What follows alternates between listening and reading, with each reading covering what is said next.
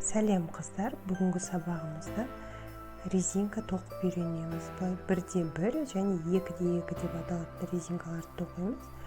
Бұл резинкаларымыз өте жақсы созылады, формасын ұстап тұрады. Кофталарымыздың төмен жағына манжеттерін тоқығанда немесе носкидің қонышын тоқыған кезде пайдаланамыз. Мен кішігірім образецте көрсетемін. Ол үшін бірінші жібімізді тоқымай шешіп аламыз. Біріншісін оң тоқимыз және 2 теріс тоқимыз.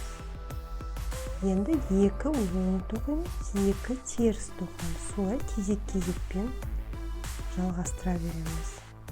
Теріс жағынан да тура сол узор бойынша 2 оң, 2 теріс қылып тоқимыз.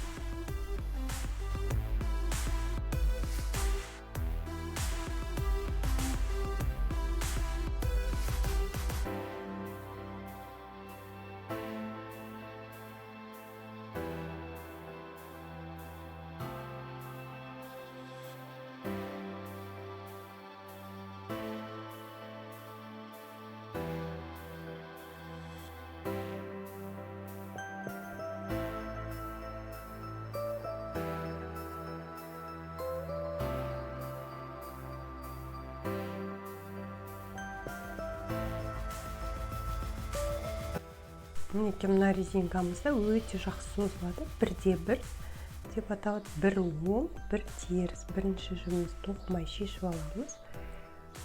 Бірінші, екіншісін оң қылып тоқимыз. Теріс, оң, теріс. Солай кезек-кезекпен жалғастырамыз. Арт жағында тура сол узормен тоқимыз.